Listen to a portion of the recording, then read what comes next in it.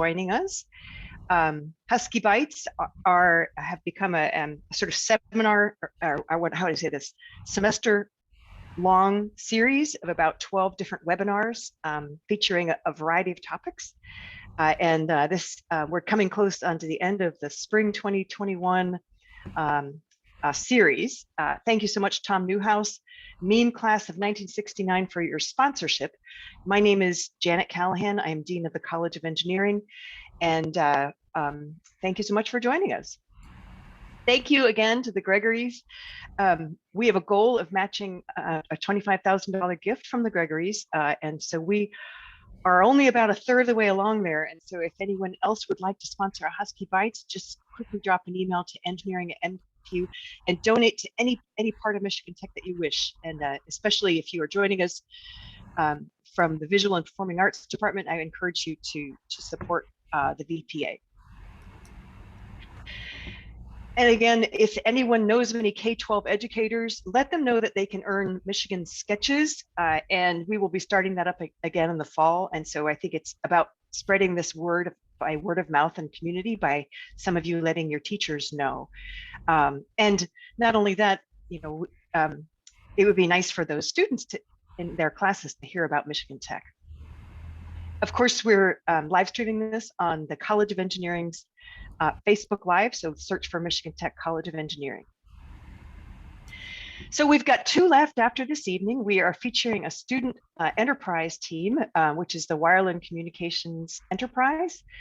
Very much looking forward to that, and that is sponsored by the faculty host, Kit Chisky, who is in the Department of Electrical and Computer Engineering. And then we're finishing up with Migration, featuring Jared Wolf out of the College of Forest Resources and Environmental Sciences, with co-host Eric Johnson. All right, summer camp, I want you to know that if you are an alum of Michigan Tech, your children, your grandchildren are eligible for the Legacy Scholarship. Just be aware of that and spread the word.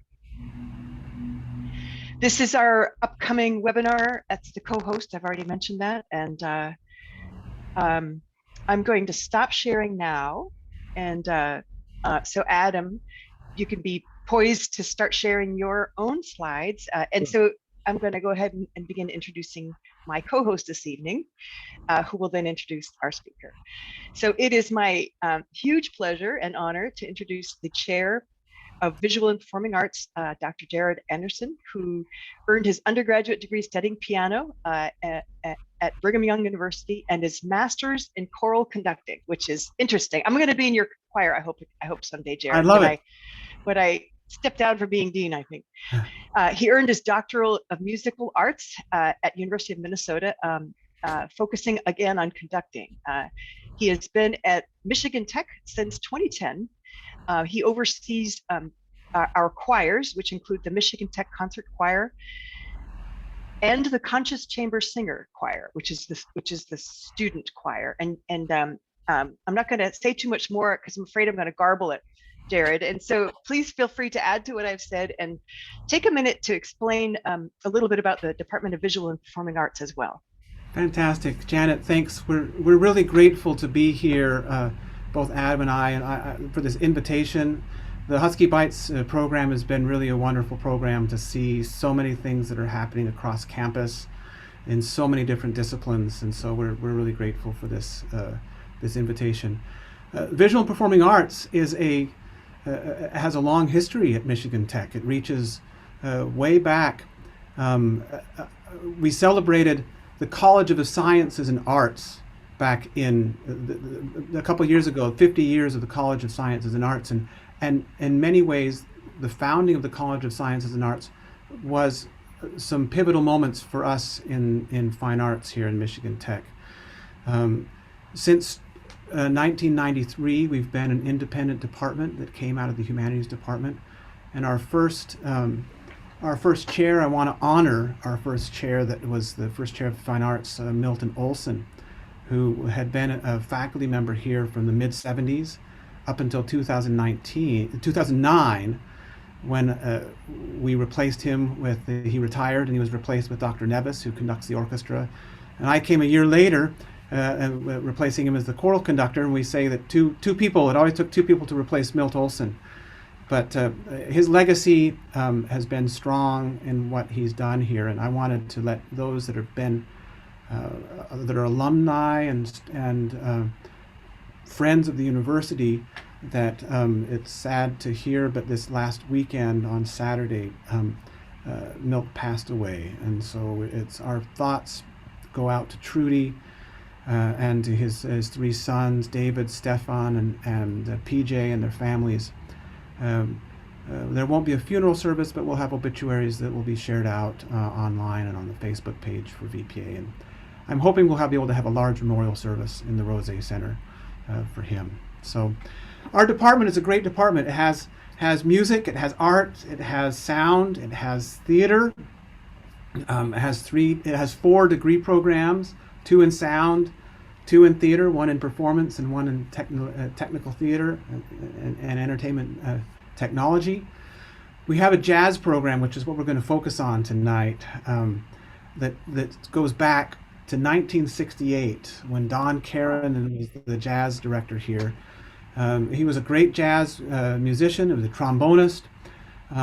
He was the founder of the Huskies pep band as we know it. There was a band before him, but the Stripes and the scramble band format that this pep band is known for comes from Don Caron. And his prodigy in many ways was Mike Irish, who played the guitar in the jazz band, the Jazz Lab band, and when Don left here, he went off to New York to do some things for wanting to make his way in a different jazz opportunities, and so Mike Irish, who had been a forestry student here, he had gone and done his his degrees in music, and he came back and he took over the jazz program, and he was here for many years.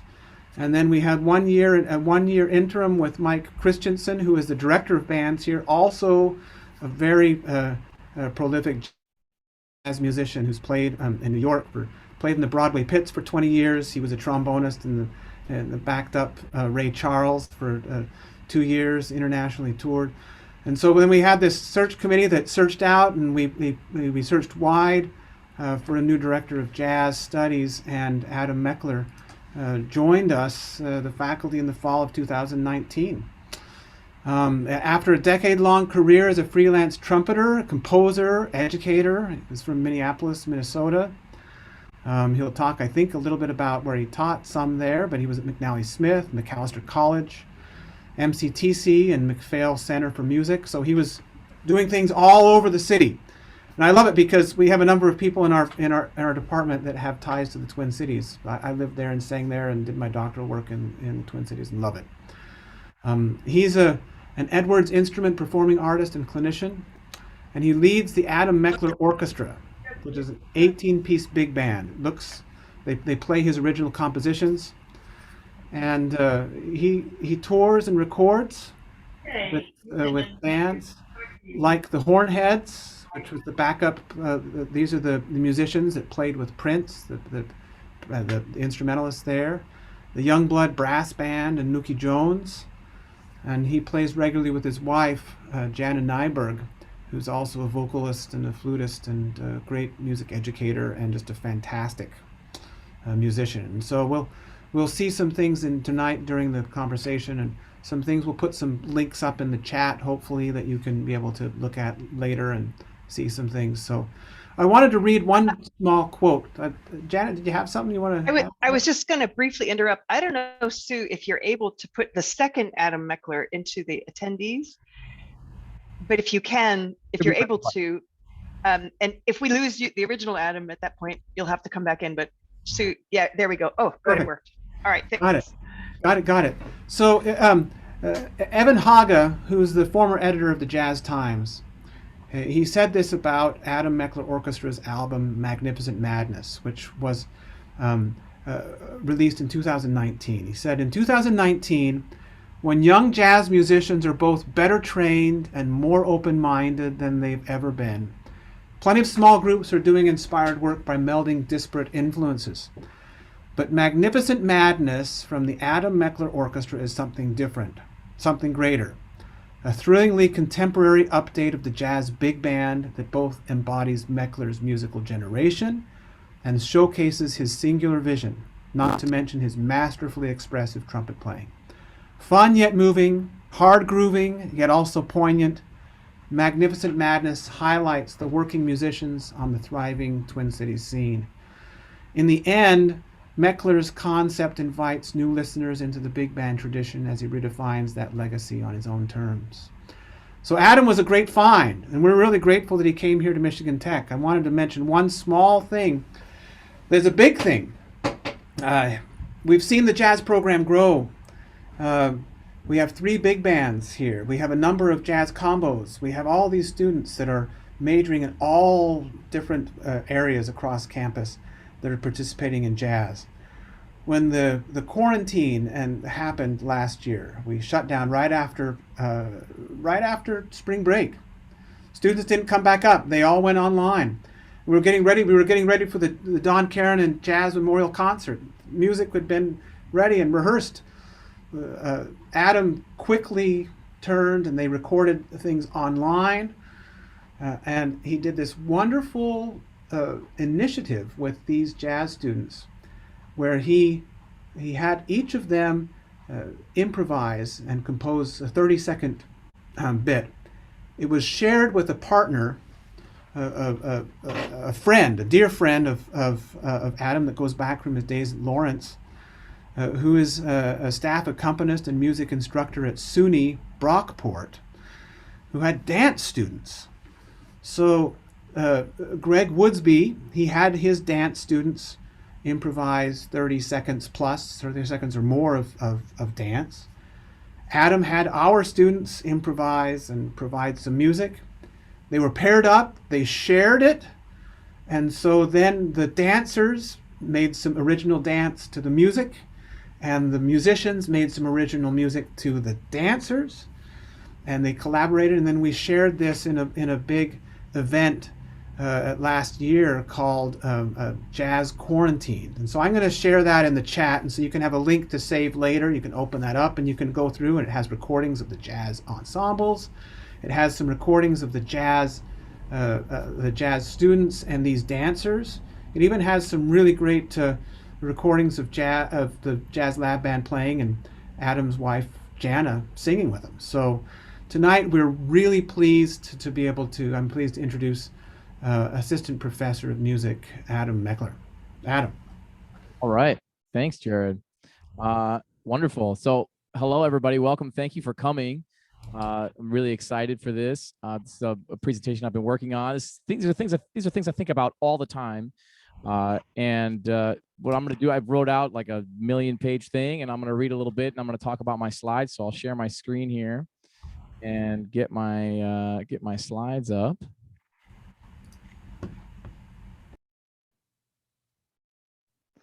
And this isn't a book yet, but my father-in-law is a graphic designer, and he just kind of automatically comes up with cool design things. So he sent me this little thing that looks like a book.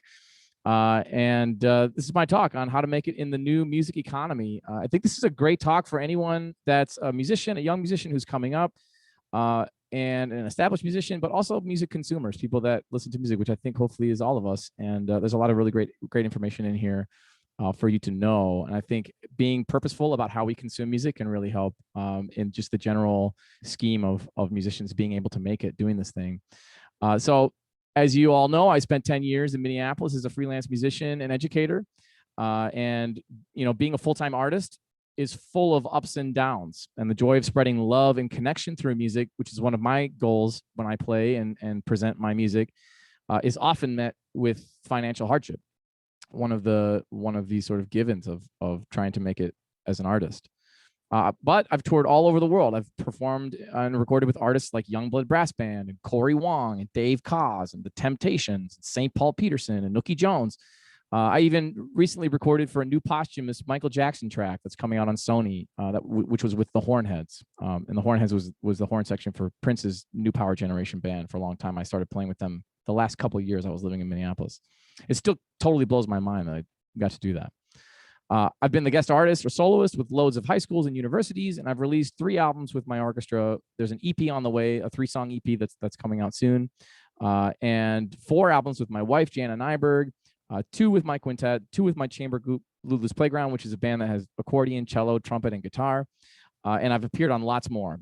And making a career in music has always been fulfilling, but it's always sustained me sort of in an emotional way, but it's never been easy. I taught too, private lessons at first, and then small adjunct faculty jobs at nearby universities. Freelance education work was really my niche though. And after some time building my thing, high schools and universities started to hire me to come in and work with their students, usually for 3 days at a time, just for festivals where I might work with a dozen bands in a day, but then eventually as the lone guest artist for a concert where the top ensemble at the school would learn my compositions, and then I'd be featured as the soloist, which I still do. That work continues today. I was at Augustana University and Coe College just before the pandemic hit, doing work just like that, working with students sort of in a freelance education context. Many of those are accompanied by a composition commission because I write music for big band. A lot of times these schools will call me and ask, can you write a piece specifically for my school? And they'll suggest a style maybe. But I want to give you a little bit of background on the transition from being a full-time freelancer to being a tenure track faculty here at Tech. The year was 2017. It was my 5th year teaching at McNally Smith College of Music, which was by all accounts the hippest music school anywhere north of Chicago. And as an adjunct professor, my job grew from teaching the trumpet studio, which in a modern music leaning context wasn't always that many students, to also teaching ear training and keyboard lab, desktop publishing, and conducting and improvisation 1 and 2, and a whole bunch of other classes, whatever they needed really. And since the school's faculty was full of Minneapolis' dopest artists, leaving to tour was expected and encouraged. I also ran one of McNally Smith's premier ensembles, the Fusion Ensemble. And actually, what I'm going to do right now, I'll tell you about that in a second. I want to tell you about the slide here that's up. In the middle there, you can see me performing with Nookie Jones, which is a band that I helped to found a handful of years ago that's toured sort of all over the United States. We were about to go to China for a 2-week tour in May, which would have happened right after the pandemic hit. It was sort of May of the pandemic, May of 2020. And on the left there is a brass band called the Twin City Stompers that I started to march fans from Surly Brewing to the TCF Bank Stadium where the Minnesota professional soccer team was playing for the first 2 years of their season while their stadium was getting built. And on the right there, you can see me with Corey Wong, who is everywhere right now. And I've been very lucky to perform with him and play on a couple of his albums. And this was a show actually that was done in September this last year, featuring Dave Koz. Dave Koz came in and we did a few days in the studio recording. This was all kind of during the pandemic. So it was my first time I blew my isolation bubble wide open. And it was a very nerve-wracking experience, but it was really amazing to play music on stage with humans again at that time. And I'm missing that again, and we're getting ready to do it some more.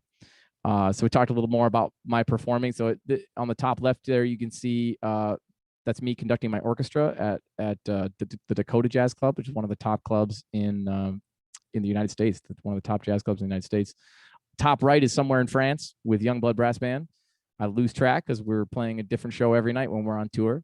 Youngblood Brass Band plays shows all over Europe that look just like this. Thousands of people. I mean, it's really an incredible experience. Wow. And then the bottom right there is a show called 90s Re-Up that my wife and I put together. We chose a whole bunch of 90s R&B tunes, and we put the band together. I arranged a whole bunch of horn parts, and we booked it at the Dakota and nearly sold it out. And that was Thanksgiving, my first semester here at Tech last year. So right before the pandemic as well. We were still throwing shows and selling out shows in Minneapolis before that happened. We miss it. So I'm going to keep going and tell you a little more about McNally Smith. I coached one of the premier ensembles called the Fusion Ensemble.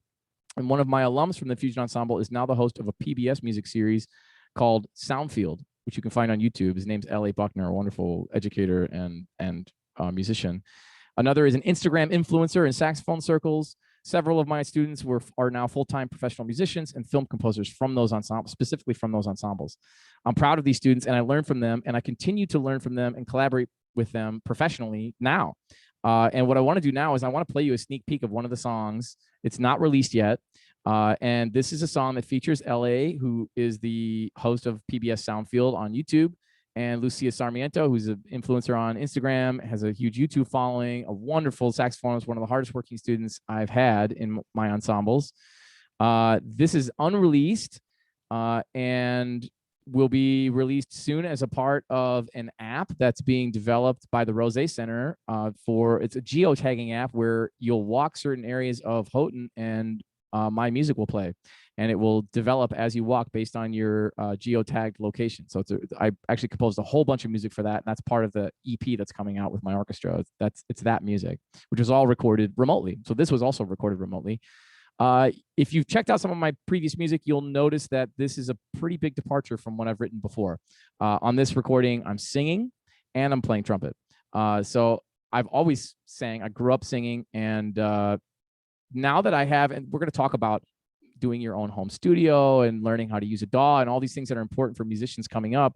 And this is very much sort of those things that I've been working on in my own life coming to fruition. So here is Sunshine Is Out, which will be out on all platforms soon.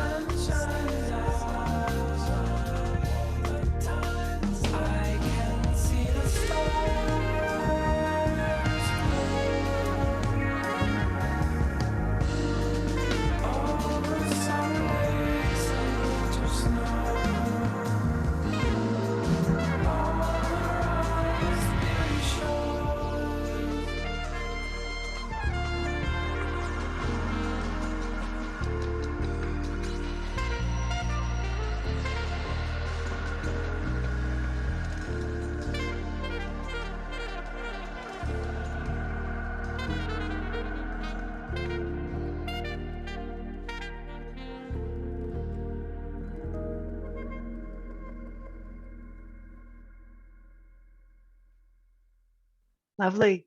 And the sunshine is out in Houghton today. Sunshine is out, and that was written, I wrote that in my office, just waiting for the snow to melt during the pandemic. And so it was very much a hopeful song. And it was sort of like outside will save us in a lot of ways. It was like, we all need to get out and just walk around outside and feel better. So at McNally Smith College, I was really making my way and I was building up my thing. And I had a student ask me if I could give them their diploma at graduation. And I really felt like I was starting to kind of get through to the students and I was making an impact as an educator. And around the same time, my wife and I were expecting our second baby boy. And we were in and out of the hospital with stalled labor. And we were sitting in our living room reading our emails. And I read an email from the president or the owner of McNally Smith College saying that they were unable to make payroll the next day and they were closing the school. Oh my. Yeah. So this was very much a shock to us. And they asked us to continue teaching so the students could do their finals week and they could still get their grades and transfer schools. It was a huge mess what happened after that. But we, our community lifted us up, our families lifted us up. It was a really tough time. And so things like that, where, a job that has become a bigger slice of your income pie as a freelancer then gets all of a sudden taken away, and you go into panic mode. Luckily, right after that was when I started playing with the Hornheads. And that's when I started doing recordings for Corey Wong and kind of all kinds of other things with people all over the world, recording session wise, so I thought, all right, we're going to make it. 6 months later, I applied for this job. So, and we're so glad to have you here, by the way. So, well, and I'm just going to point out to the attendees that you can post a question in the Q&A at any point, and we will have questions at the end. But it's nice to hear from Paul, who's already commented that he was in the Men's Glee Club from 1960 to 1964. Yeah, right. With Franz Schubert, Franz Schubert. B. Franz Schubert. Don't you love that? A faculty member here is named B. Franz Schubert. I love it. Wow. All right, back to you, Adam. Thanks for being here. So yeah, it wasn't always easy. And the truth is, making it is hard to define. The real answer is probably that it's different for everyone. And I'm continuing to learn about the new music economy and how best to navigate it. And that process never really ends. For me, making it meant that my wife and I could have a family and a house and a couple cars and maybe make the bills on time. To you, success might mean a Tesla X and a big home in Los Cabos, a big second home in Los Cabos. And if that's your definition of success, I'd probably steer you away from music. That doesn't mean we're not trying to make our mark on capitalism, however. My wife and I launched a startup after raising $60,000, and version 1 of our app, Gig Boss, is now live on all platforms. Gig Boss is an organizational tool for freelance musicians born of the struggle of organizing our freelance careers in Minneapolis. This is insider info, but we are pitching Gig Boss to venture capitalists for the first time this coming Thursday. So as I've been preparing this, I've been preparing my pitch as well. This is a very exciting time for us. We hope to raise another $500,000 to build the app out based on our original UX designs. And we expect to see a boom in the entertainment industry. And as gigs come back after a gigless pandemic, we are excited to hit the ground running. Could this become a form of passive income for us? We hope so. We believe it will. So what follows are the steps I see as the most important components to making a career in music. Most of these transcend genre, but some of them are specific to people who specialize in art music, under which I think jazz would fall, for better or for worse, actually. So on this slide here, you can see it says tools for making it your life's agenda. Number 1, practice. Number 2, start writing or composing. Number 3, learn to use a DAW. We'll talk about what that is. Number 4, perform and tour. Number 5, record and release songs, albums, and videos. No small task. Number 6, guide to passive income for musicians, which is a big one. So the first one is practice. Number 1 on your list is your craft. The idea of making it, the key to making it in any field is a steady path towards mastery. And this means consistent improvement of self, from fundamentals to specialties on your instrument. I might even include here physical and mental health. For me, this meant developing my lead trumpet abilities while also continuing to develop my harmonic understanding as an improviser and practicing bass and piano and composing. Whatever your medium, greatness in craft is a prerequisite for success. Ego is important here. You must have the audaciousness to get you to the stage to blow your horn, but the humility to recognize your weaknesses and work to improve them when you're in the practice room. As you'll see below, craft is not limited to just one thing anymore. And here on the slide, it says, is ego bad? Well, ego is one of the things that gets us to the stage. It's the thing that gives us the confidence to put it out there. Is it bad? I don't know. Ego is needed. I think you just need to leave it at the door when you head to the practice room. Here it says, what is craft? You play an instrument. It's being technically proficient, so technically proficient that you can function in any musical situation. This can include many other things like learning to use a DAW or learning to compose, edit video, perhaps playing piano or another chordal instrument if you're a horn player. And then the third thing here, it says, I'm talking about practice, which is a Allen Iverson reference if you're a sports fan. One of the things the pandemic has highlighted is how much practice I was doing from the stage and from rehearsals. Performing and rehearsing with bands for hours each day helped me keep things like my trumpet lips in shape, and practice has had a whole new meaning for me and importance in a no-gig economy. And I can say Adam has been practicing. You walk in the hallway, you hear it in his office. There, that trumpet's going. He practices what he preaches. Yeah. Yep. Always got to be shedding the trumpet. So Doc Severinsen, the famous Doc Severinsen, who led the Tonight Show band for a long time, he said, if I don't practice for 1 day, I notice. If I don't practice for 2 days, my band notices. And if I don't practice for 3 days, everybody notices. That's That's the reality of being a trumpet player. Actually, I mean, it's not so much the case if you're a flautist or a saxophonist. The next one is to become a writer or a composer. The same can be said if you don't do your homework for one day. You notice. Yeah. Yeah. I was drawing the analogy with homework, right? Your math homework, for example, right? Same thing. It's going to compound. It's going to come back and bite you. So yeah, becoming a composer and a writer is really important. And composing could also fall under practice. Because your career is not made in a day, practice is an integral part of establishing yourself and your music and your brand and your style and your thing. And continuing to commit to that thing, continuing to grow that thing over decades. And composition is something that you need to work on every day. You need to show up regardless of inspiration and write. Just as I was developing my voice as a lead funk, jazz trumpeter and improviser, I was developing my voice as a composer, and the one continues to inform the other, and vice versa. So here we said on the slide, it says, this is practice too. Yep, you have to practice this. You have to be methodical day in and day out. You must come back to write, regardless of inspiration. What if I'm not inspired? Well, do you eat? Do you need to eat? Get inspired. Listening to a great album, go see a show. Listen to a great album, go see a show, look at some art that speaks to you, read a good book, take a walk outside. You can't wait for inspiration to write, but you can take steps to make sure that you're inspired. That's a big one. I think it's a really big one in any field, is continuing to feed your soul so that you don't burn out. And especially now, there's so much burnout right now just because of what we've been in for the last 2 years. And then, of course, improvisation is the third one, in which I say composing is improvisation in slow motion. Think about it. Yeah. The next one is learn to use a DAW. And a DAW is a digital audio workstation. Unfortunately, for the modern, which is a program that you use to record yourself. Unfortunately, for the modern musician, just being great at your instrument isn't enough anymore. 5 or 6 years ago, a friend of mine who does some recording in Nashville for various artists told me that the expectation now is that you can sit at the console and edit your own parts on whatever DAW is being used in the studio once you're finished recording. You send the recording engineer home, you save some money, and then each person takes a turn editing their parts. I knew then that I had to build my own home studio and I had to learn how to use a DAW. And this, of course, coincided with the birth of my first boy, because when it rains, it pours, who is now almost 6 years old. So I actually know exactly how long I've been working on using DAWs and learning to use DAWs. I've done home recordings since then, I've done home recordings for record labels, for licensing companies, for individual artists, and for my own projects. And not having to rely on a studio to record my music has really opened up a lot of opportunities in the last half decade. And, I learned how to use the software primarily from watching YouTube tutorials. That being said, none of it has really come close to matching the joy I get and the energy I feel from performing in a live situation. So home recording is a great tool. I don't think it replaces live performance. At least it certainly does not for me.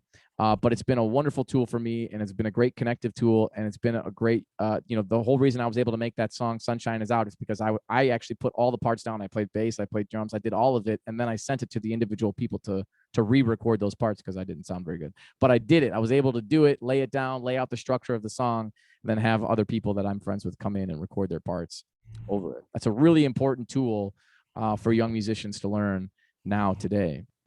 On the slide, you can see it says learn to mix and master yourself and record using industry standard DAWs.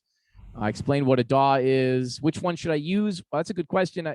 Pro Tools, I think, is still the industry standard, and Logic is a close second, which I think is debatable. Probably some faculty members at Tech might debate that with me. I think they're primarily Logic users.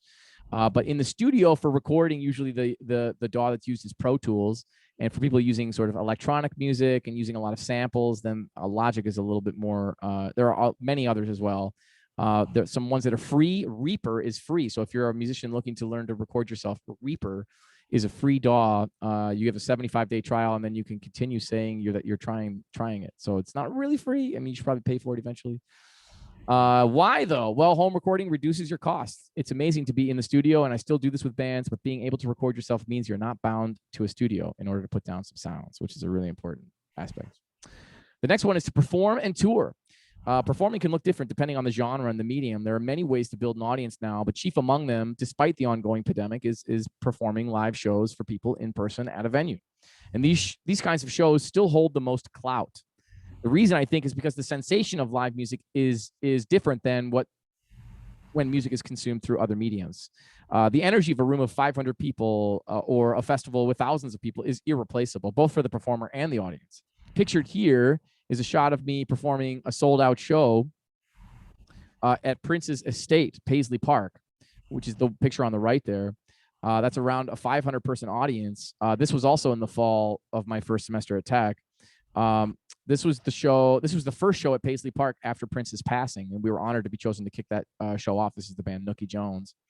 The other photo is me on the main stage of the Montreal Jazz Festival, where I performed with Youngblood Brass Band, by far the biggest audience I performed for.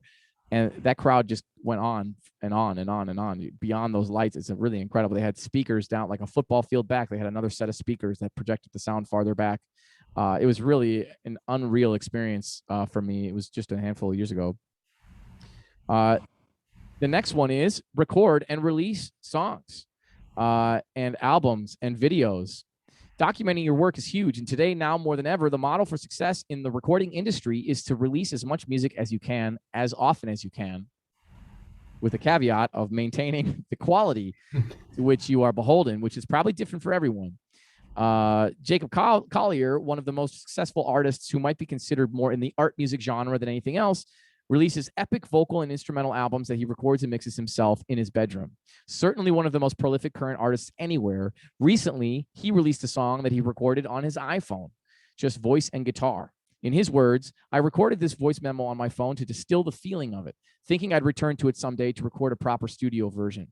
A few weeks ago, I sat down to give it a try, but nothing came even close to this warm, hissy voice memo feeling. And so here it is, out on all streaming platforms now.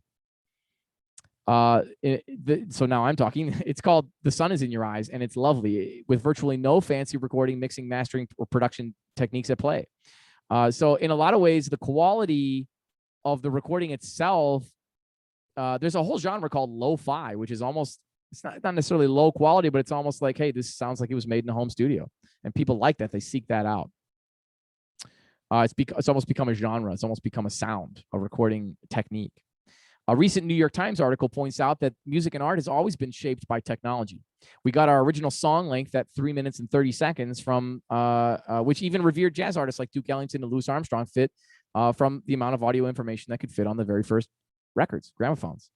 Today is no different. Artists are now no longer paid by album sales. So CDs are fading fast, and alternative physical merch items like vinyl, posters, shirts, cassettes, and other nostalgic items are what sell at the merch table, virtually or in person. Even silly things like Corey Wong's Smooth Jazz Starter Kit, which includes a fake mustache, some creamy almond butter, a cheap gold chain, and a cassette tape of some unreleased recordings. It sells for $25 at the merch table. Okay, so now here's what I want to do. I want to release a poll because we're going to talk a little bit about Spotify. We're going to talk a little bit about streaming. So this is the poll here, and I believe Janet's going to launch it. And then we'll show you the results. All right, and so the poll question asks, how much money is an artist paid per 1 million streams on Spotify? We have 6 choices: 200,000, 100,000, 50,000, 10,000, 6,000, or 1,000. And so answers are coming in. 40% are voting for 1,000, and then another 35% are voting for 10,000. It's almost, well, I guess the 1,000's winning. So they're imagining very, very, very little money comes from 1 million. So that would be would that be 0.1%? Am I doing my math right? It would be very low. So yeah, I think we have a hip audience. Audience is keen to what is going on in the world. It's actually E is the answer. It's actually $6,000 per 1 million streams. Here, let me see if I can get my stream back up. Here it is. The pay per stream rate for Spotify is 0.003 cents, between 0.003 and 0.005 cents per play. So for 1 million streams, about $6,000. I saw some people chose $100,000. That's what it should be. That's what it should be. But it's not. And I want to say too, just comparatively, that's 1 million. I mean, imagine working on a song, and then and should I share the results? Do people want to see the results here? That's okay. I'll take care of that. Okay. So, you know, 1 million. So imagine making a song, creating a song like what I've just done, and kind of pouring your heart and soul into it, getting 1 million streams, and then getting not even enough money to pay your monthly mortgage for half a year. I mean, it's really an incredible amount of engagement and listening from fans, and an incredibly low amount of money in return. And I want to put it in context a little bit. Here you can see, excuse me, if you sold 1 million downloads on iTunes, which is now basically not a thing that still exists, but people don't really go to iTunes and purchase music anymore. But you can. That was primarily like the way for a very small amount of time before streaming really became huge. People would go to download music, and they would download it for free via Napster before this, but iTunes created a really nice platform, and they paid musicians about between 50 and 60% of the money. So if you sold 1 million downloads for $1, you would have gotten $500,000 or $600,000. So it's a really huge difference between a really huge disparity between people paying $1 for your song versus people streaming, maybe paying $8 a month for Spotify and streaming your song unlimited amounts of times. Likewise, my wife and I, we released our first album in 2008, and we sold 2,000 copies of that first album just in person playing shows. We played a lot of shows back then with my wife's band, and we made almost $20,000 just selling 2,000 CDs over 2 years. So that's $10,000 extra a year in our pockets from selling physical CDs, which again are nearing extinction. So we're in a bit of a conundrum, really, in the artist community. There are people that are getting to that millions and millions of streams mark, and the people that are doing it as individuals are the most successful. Of course, if you're doing it as a 10-piece band, like I am with Youngblood Brass Band, Youngblood Brass Band has 3-4 million streams a year. You know, that's hardly any money at all. And so with a 10-piece brass band, that money ends up just going back into the band account and helps to fund the next tour. Artists who tour make a majority of their money on ticket sales and merch sales. And while at home, the artist must find, actually want to show you a snapshot of my my streaming here. Let's see if it comes. Yeah, there it is. So this is my orchestra's streaming numbers. And you can see that this really hits home for me, because I have, over 10,000 people streaming my songs every year via Spotify, over 1,000 listeners, and I'm basically making nothing from that. So it's a really interesting conundrum where an artist like me, who's sort of in this mid-level in terms of fan engagement on something like Spotify, and my songs are 10, 12, 15 minutes long because I write big band jazz. I also have other albums and other bands on Spotify. This is just my orchestra. But these numbers are piddly in comparison to the band, to what you need in order to make a really significant amount of money from it. According to the aforementioned New York Times article, the average song length in the early 2000s was at times more than 4 minutes. In 2020, that average song length has dipped significantly to 3 minutes and 18 seconds, and I believe it will continue to dip closer to 2 minutes and 30 seconds. With the pay per stream rate just fractions of a penny per play, today's songwriters are focused on repeat plays and frequently releasing new material, which means shorter songs and catchier hooks. For me personally, this hits home. My albums are streamed 10,000 times per year on Spotify. Unfortunately, my songs average 12 minutes in length. Do I get paid 4 times since my songs are 4 times the average length? No. Where my time listen stat is off the charts comparatively, my number of streams and therefore payout in streaming royalties remains unsustainably low. While on the other hand, while long-form composers like Maria Schneider testify in Congress for more regulation and better pay for musicians and writers via streaming platforms, many young musicians are making their way to the bank with millions of streams per year, releasing music recorded and mixed oftentimes in their home studios. So this is a way that people chase right now. It's not necessarily a good way, but it is, and some people believe it's the only way, because this is how people consume music now, is via streaming. This leaves me with 2 options as an artist. Do I abandon streaming and just chase other avenues of revenue? That's essentially what I've done, but I haven't completely abandoned streaming. I just have my stuff up there and I don't try to plug energy into it. Or do I change the length of my songs? And now I've been thinking about actually coming out with a big band album that's all 3 to 4 minute songs to fit the Spotify stream model. So here we go. We're gonna get into passive income now. This is a really big one. Passive income is how artists will be able to make it. And there's a few things on this list. The first is, well, I'll just read here. There are several ways outside of streaming that an artist can gain passive income. And first, let's define the term. So passive income is money that is made without the need for day-to-day action. And, I'll tell you a story. I was working an all-state jazz festival, the North Dakota All-State Jazz Festival, where I was directing the all-state big band. And there was a really big name artist also there who was doing the combo. So I had the big band, he had the combo. This is an artist who has toured all over the world with John Mayer. He plays with Snarky Puppy, and he records for more famous pop stars than I have time to list. Over beers, he told me that all I needed to do was buy a second house. He said, "You already own one, right? Just get a second one and start renting it out. Start building." And I was thinking, dude, we are broke. So rather than tell you, just purchase a small apartment building. I'm going to give you some attainable passive income streams for any music artist. Here we go. Licensing. Licensing is when you make your original music available to be used by licensing agencies to pitch to clients who need music for TV, commercials, film, and other online media. I wish I had chased this sooner.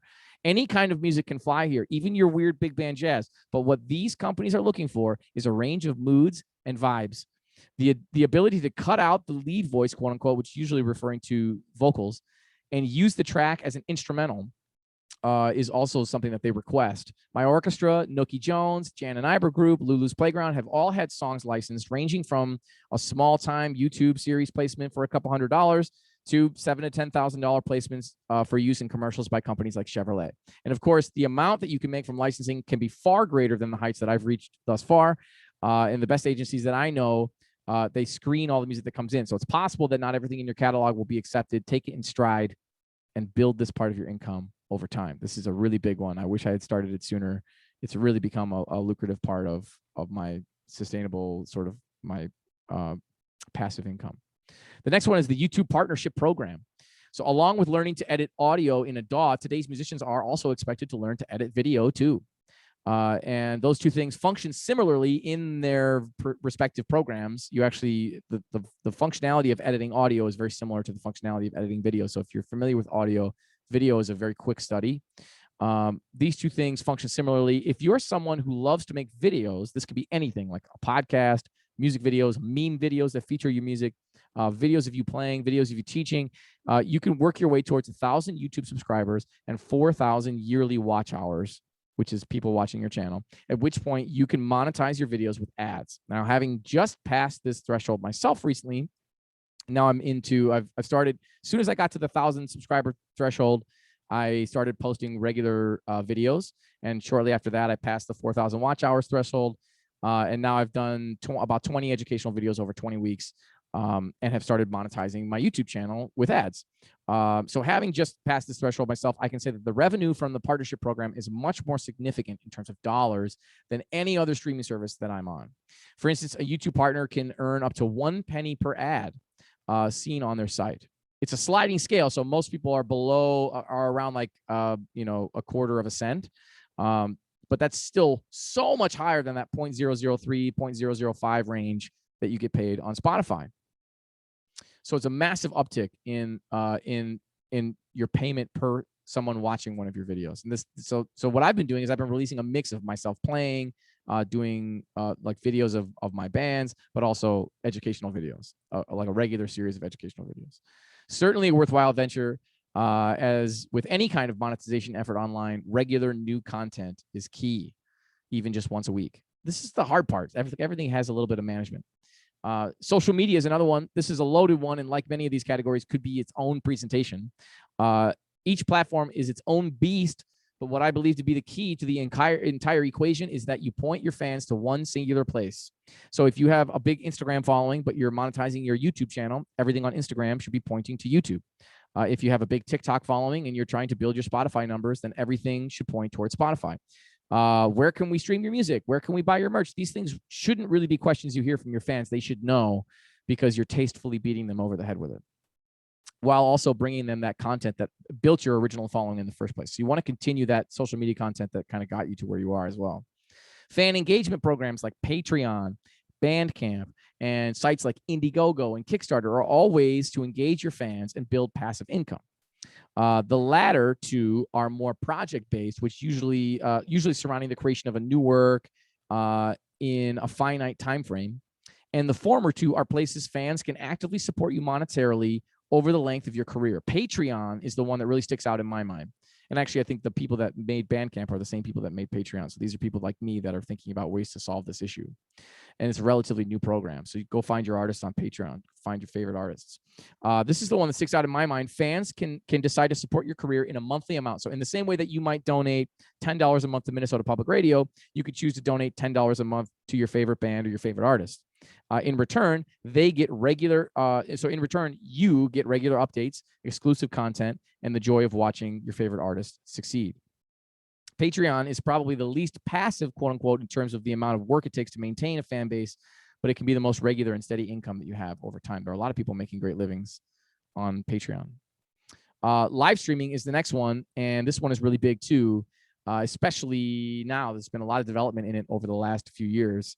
Live streaming, is one that I'm going to throw in, and it's developed leaps and bounds since the start of the 2020 coronavirus and pandemic. In many ways, it may be the most sustainable and profitable method that exists right now.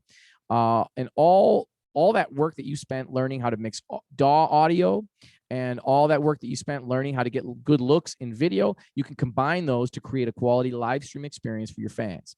One such place to build this process is Twitch. So if you're a gamer, a person who plays a lot of games, you probably know Twitch, because Twitch is a popular gaming platform where people cast their games that they're playing so other people can watch. But it's been taken over recently by musicians. So Twitch has primarily been used by gamers, but musicians are starting to take over. According to Tracy Patrick Chan, who developed Spotify for Artists and developed the YouTube Studio /analytics, he's now been tasked with building out Twitch Music. So from January to September of 2020, the number of artists making $50,000 or more live streaming their music on Twitch grew by 750%. To quote Ari Herstand from his podcast, New Music Business, as of late October 2020, the median viewership for creators making over $50,000 was just 183 fans. Okay, I want to say that again. This is super interesting to me.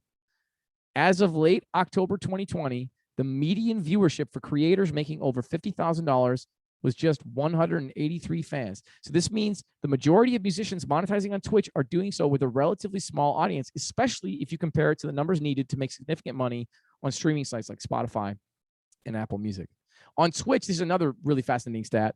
On Twitch, people are sticking around and interacting with the artist live stream for 1 to 2 hours on average, compared to social platforms where live stream viewership ranges between 2 and 4 minutes. So the engagement on Twitch is so much higher than the engagement on a place like Facebook live stream or Instagram live. It's not even close. It's not even close. So if you're not turning this off and running to start a live stream on Twitch right now, you're doing it wrong. But don't turn me off yet. There's more. So the next thing here is NFTs. What is an NFT? This is new technology. This is total game changer technology. I've been super excited reading about this. An NFT is a non-fungible token. And I'm going to read you a quote from Time Magazine. A lot of people are talking about this, okay? People are talking about it. NFTs are best understood as computer files combined with proof of ownership and authenticity, like a deed. Like cryptocurrencies, such as Bitcoin, they exist on a blockchain, a tamper-resistant digital public ledger. But like dollars, cryptocurrencies are fungible, meaning that one Bitcoin is always worth the same as any other Bitcoin. By contrast, NFTs have unique valuations set by the highest bidder, just like a Rembrandt or a Picasso. So artists who want to sell their work as NFTs have to sign up with a marketplace and then mint digital tokens by uploading and validating their information on a blockchain, typically the Ethereum blockchain, which is a rival platform to Bitcoin. And doing so usually costs anywhere from $40 to $200. And they can then list their piece for auction on an NFT marketplace similar to eBay. Okay, so this is wild, and you can see the headlines here. NFTs are shaking up the world, but they could change so much more. This here is a picture of artist called Beeple, and he created something called Everydays. So this is the first 5,000 days where he would do a piece of artwork, a piece of digital artwork every single day. He sold the first 5,000 days for $69 million. He created an NFT version of this, and it's the only one that exists. So what this is going to do is essentially this is going to put the power back in the hands of the artist. And what's really great about it is when you create an NFT version of something. So I'll give you a little bit of insider information, but I'll try not to divulge too much. Youngblood Brass Band, one of the bands that I play with and tour with and record with, has been talking about this. This is the band that I said has 3 to 4 million streams a year on Spotify, a verifiably tenacious fan base who always shows up at all of our shows. This is the kind of fan base that would love something like, a WAV file of our most famous song as an NFT version, right? A verifiable collector's item of our most famous song. And that famous song could go for who knows how much money. And even if the first time it sells for, say, $5,000, the band makes that money, and then we decide what our commission is every time it's resold. So every time the next person, maybe the value goes up, maybe the next person who owns it, all of a sudden, maybe Youngblood Brass Band gets a big, huge TV show deal, and that song Brooklyn, now that NFT is now worth $1 million.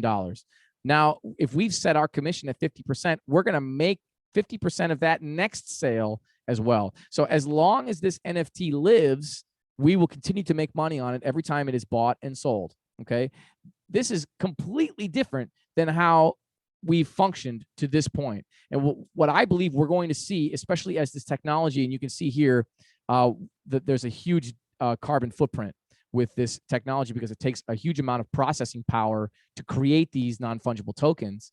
And especially when you are dealing with the larger amount sales, is my understanding.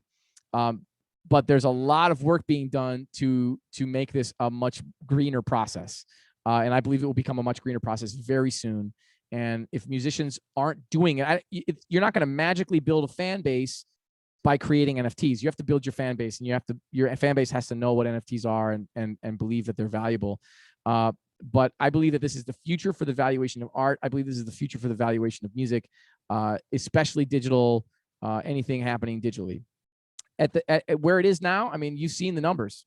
Artists cannot really make significant money with their music digitally. And with something like this, the fans get to decide how much the art is worth. Spotify doesn't get to decide how much the art is worth. The fans get to decide how much the art is worth.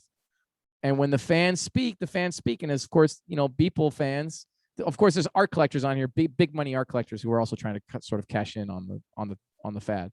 But I believe this is a long-term thing. I don't believe this is just a fad. NFTs are helping solve the vital problem: who owns digital artwork? All right, that's the headline here from The Guardian.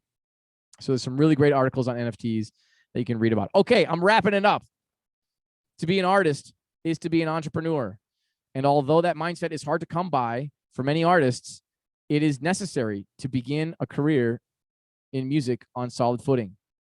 Does the jazz musician shorten their songs to fit the streaming model? Does the multi-instrumentalist rush to start a Twitch live stream?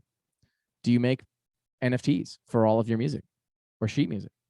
I think each individual artist must make this call on their own and carve out their most lucrative income slices based on what they do best. And that is hard to know when you first get in the game. It often reveals itself over time. There's no shame in working odd jobs, part-time, full-time, or anytime to make ends meet. This is the reality of being a full-time artist. When I first moved to Minneapolis in 2008, I worked nights at UPS and I cleaned a salon every Monday. When my wife says to me, "We forgot to clean the salon," my heart still jumps. And this was like a million years ago. Oh no, we have to go there 2 a.m. and clean the salon before Tuesday morning. I also worked film shoots for a while before going completely full-time music. It's a long journey. It's a lifelong journey. And the grind continues for me even now as I sit here, a full-time tenure track professor in my field. I still make weekly education videos. I still release albums. I still play shows and tour, and I dream up new projects. And keeping your spirit alive and filled with love and music is so important. I often joke with my students that the musicians who stay in the game the longest are the ones who win. As my father-in-law, lifelong artist and entrepreneur, always says, focus on the music and the money will come. There you go. Adam, an honor to have learned from you. And so I'm gonna ask you a favor. Will you play something for us? And while you're thinking about what you might play for us, I'm going to encourage our people who are listening to ask a question in the Q&A. We've got about 6 open questions, and I learned so much. It's made me ask a whole bunch of questions of myself. I don't know if Husky Bites will ever get, Patreons. I don't know, but it's amusing to think about that. Would you be willing to play for us, Adam? Yeah, sure. You want me to play my horn? You bet. Of course. Of course. All right, everybody, turn your volume down. Get ready. All right, I'll adjust the volume here. So, during this pandemic, while he's getting ready, the jazz, I think it was the jazz ensemble, was divided up into smaller groups. I don't remember how many smaller groups it was, but I think it's at least 3 or 4, so that there was enough social distancing for them still to be able to perform. And so each student who was in jazz was still able to have a live, performance and to be able to practice live. And it was just beautiful how you did it, Adam. I was really impressed.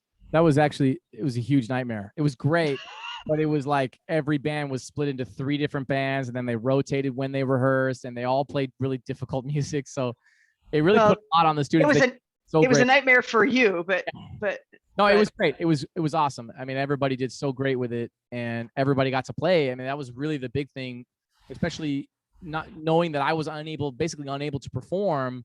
To be able to give my students the opportunity to play with each other and have that connectivity with other humans, I think, especially during the pandemic, was really huge. Yeah, emotional level, for all of us. Well, and Jared, if you want to be able to, if you can pull up and post on chat the jazz performance schedule, for when the students are doing their performance. I think if any people in the audience are interested in joining that, I believe it's free. I remember joining it. They just finished up their Don Carolan concert, which they had there, and now they're working on some other. I think they're working on some recording things and some stuff at the end of the season. So, the next things are going to be the KSO and the choirs. But I'll put a link to where you can find it at the Rose website and on the VPA website. You can find all the streaming events that are happening right there. Yeah. Super. All right. Okay. Let's play.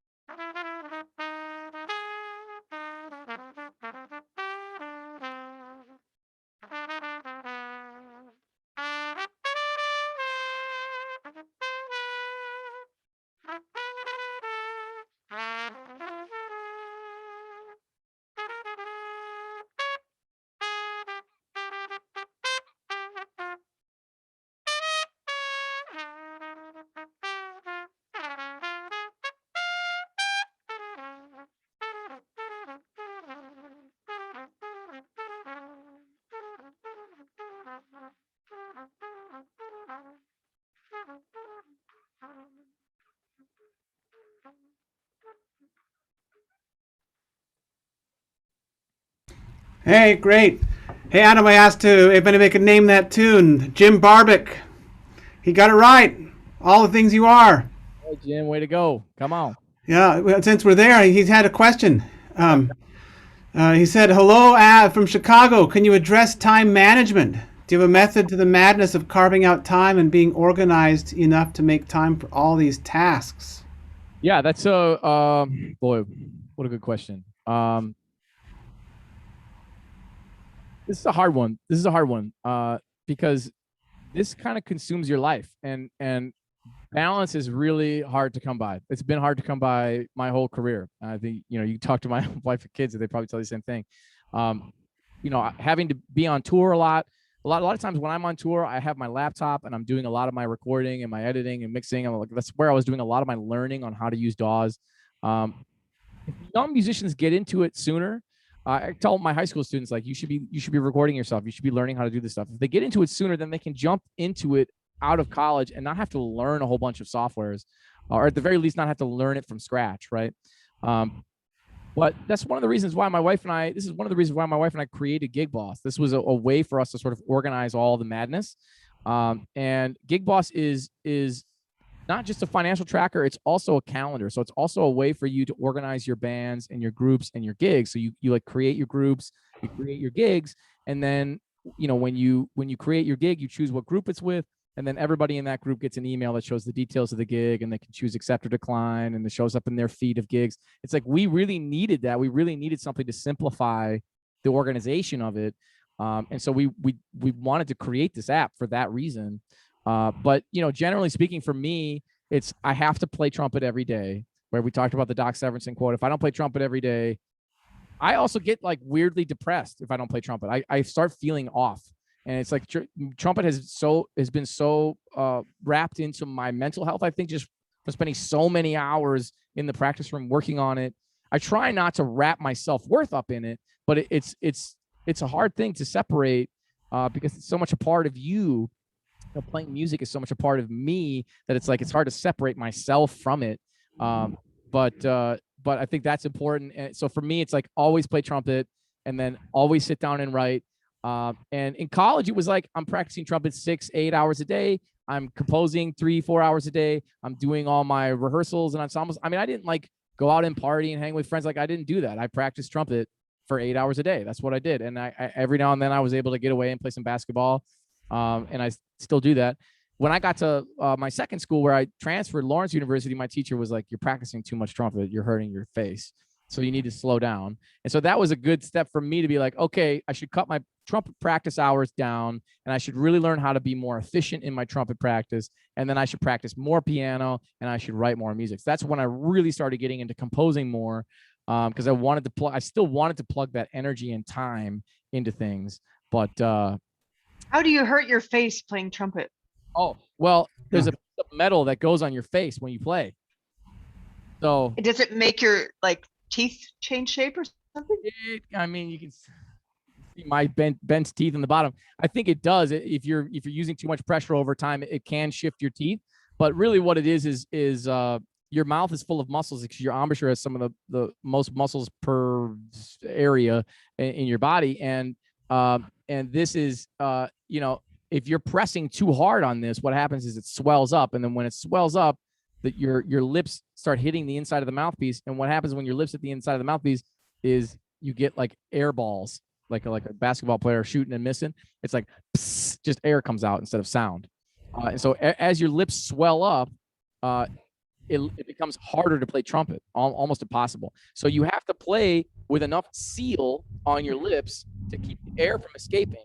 But if you put too much seal on the lips, then you'll get fatigued really, really fast.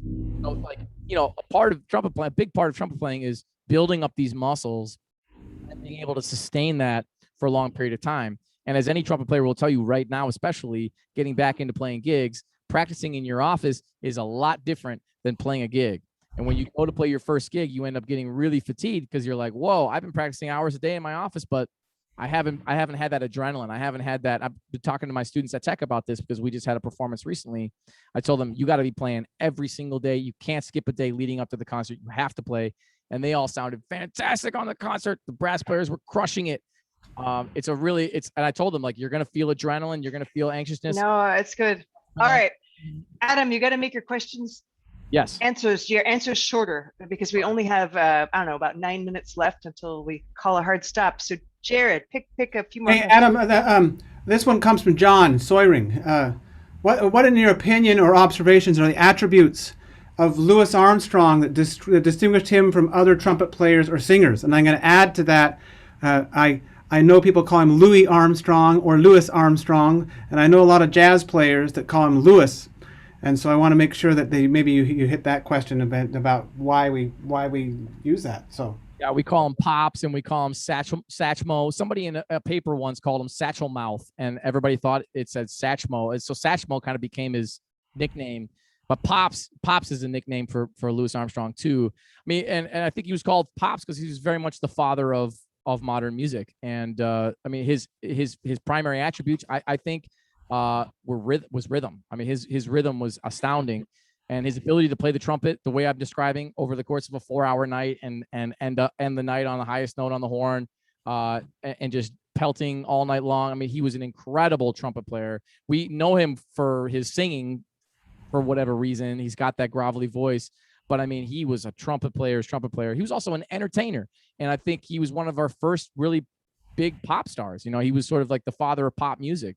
And a lot of singers that came after him stole his phrasing and stole his style, from Billie Holiday. You could lead that all the way to Amy Winehouse and Billie Eilish. These people sound like Billie Holiday, who emulated Louis Armstrong. I mean, it's all very much a part of our pop music culture. Louis Armstrong, one of the most important musicians in our history, hands down, not even close. Yeah. Every player should be memorizing his solos. John continues. He says, with respect to the recording industry, do you think music labels will be significant a decade from now? No, I think music labels will be gone. They're already on the downturn. They're the ones making the most money on streaming now. And they have kind of turned their model around, and they're making more money on streaming. Oh man, I answered that too fast. I don't know. I think probably no.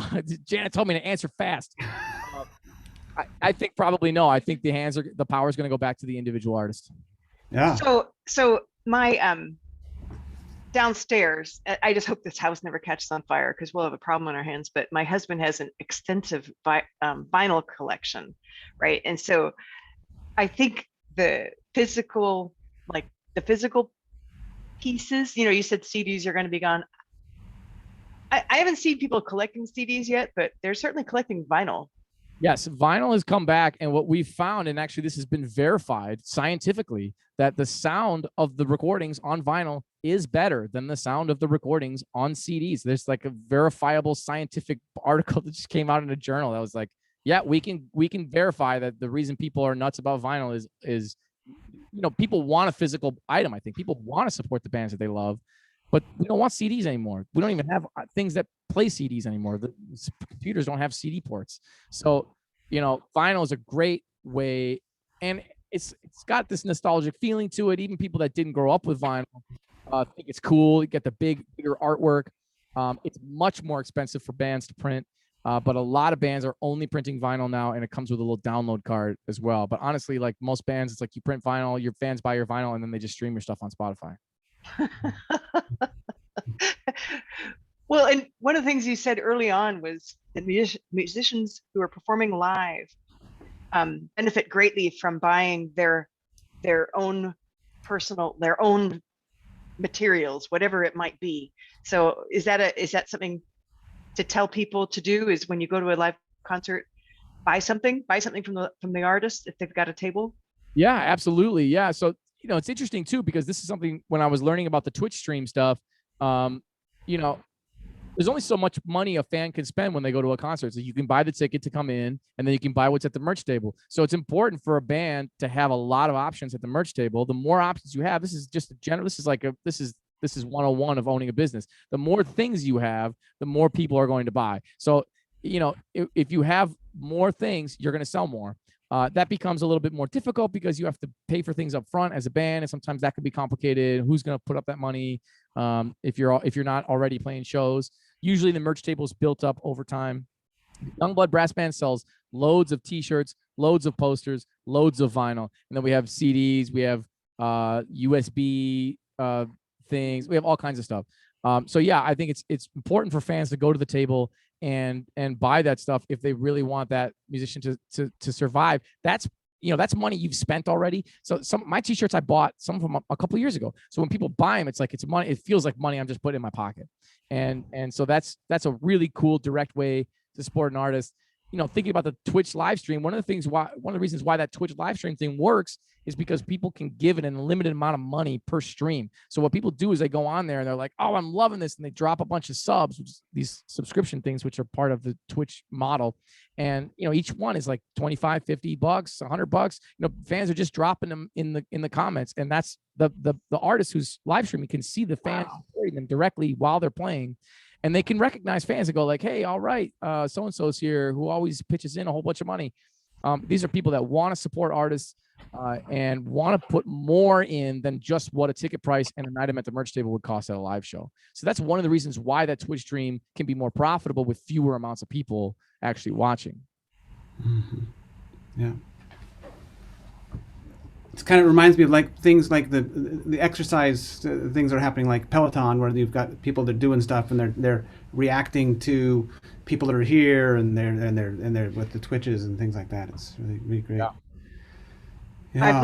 I've learned so much, Adam. All right, so Jared, do you see any other questions we should answer? No, I think there's just people are saying, pet band uniforms, try to .tech. I think they're making this idea when you're talking about DAWs. I think it was kind of fun, but it looks like we've got some musicians out there that are doing some things where they're watching artists on Twitch. Sid does, and another one talking about how he has over 1,000 LPs. So we got some great stuff. Yeah. I've also been collecting vinyl since I was in college. Being a jazz fan, it just seemed like it came with the territory. So I was constantly going into record stores. I grew up going to record stores. I'm 36. I'm like right on the cusp of having to save my money and go to the store to buy music. And then when I was in, I think early high school is when Napster became a thing. My brother was on the computer downloading thousands of songs, and I was like, "What are you doing? How are you doing that?" I didn't realize the implication of it at the time, of course. And I knew I wanted to go into music. I mean, early high school, I knew what I wanted to do, but didn't really realize the implication of giving things away for free. And a lot of bands are kind of praised for that. There's like Radiohead gave away one of their albums for free. And it's like, well, of course, Radiohead can do it. They're famous. Well, and so I'm going to kind of start wrapping it up, and I'll pass it to Jared to say some closing remarks, and then finally we'll close with you, Adam. But from me, as the host of Husky Bites, which is, a webinar forum, and then is posted on YouTube and on, Facebook Live, and then we put these links. So if anybody misses anything, they can always catch up on them. I have found this medium to be a game changer. I think it's a wonderful way for people to connect with faculty members like you here at Michigan Tech without having to travel here and having a live experience or a not live experience, an asynchronous experience. And so I have learned some things I never heard about before, and I'll be trying to look them up, Adam. And so thank you, audience, for joining us. You have been with Michigan Tech's Husky Bites, which is, as I've mentioned, kind of a weekly learning forum where we feature faculty, students, sometimes alumni, and where we have some community together. And so with that, I'm going to pass it to Jared, and I hope, thank you, Jared, and thank you, Visual and Performing Arts, for joining us this evening. This was very, very entertaining. Jared. Janet, thank you for the invitation that we had, and thank you, Adam, for the work that you're doing. As everybody can see here, we're really excited for the work he's doing. It reminds me of a story that Bruce Seeley always talked about. He said he was talking to a student that came out of a career fair meeting, and he said, I don't think I had a good interview with this career fair person. We spent the whole time talking about Thelonious Monk. And he turned around, and you know who got the job? It was that student that had been playing in the jazz band. They had engineers. They had lots of engineers they could have chosen from, but they wanted someone that was doing stuff with the arts along with the sound. The sound education they were getting in the other fields here at Michigan Tech. Engineers, scientists, artists. So we're really proud to be part of Michigan Tech in the arts here in Visual and Performing Arts, and to be a part of this technological university. And as you can all see, Adam's one of the great assets to our department. So thanks, Adam, tonight. Great to be here. Yeah, thank you. I had a great time. Thank you everybody for attending. Yeah, I just want to piggyback on that and say that I think our tech students being in the arts, I mean, I think that's such an important role in their lives, and will inform the decisions they make as engineers in the future, which is a really important aspect. Jazz has a storied history, a lot of struggles in Black communities that are directly related to jazz, and learning about those struggles, learning about the history of the jazz music, and how it has a relationship with America, I think is really eye-opening, and I think will help our engineers make good decisions in the future. Be thinking about perhaps underserved communities when they're building bridges and roads. There's a lot of important decisions that are made in those things, and you know, the arts open up your ears and your eyes to things around you. And our students are becoming great listeners. My jazz students, they're doing amazing stuff. They're improvising. I mean, they're really doing amazing work as improvisers. These are students that are used to braining things, and they're feeling it, right? I really love that. Yeah. So it's been exciting to be here. Thanks, Adam. Thanks, Janet. It's been my honor. Thank you, everyone, for joining us this evening. Good night. Everybody. Good night.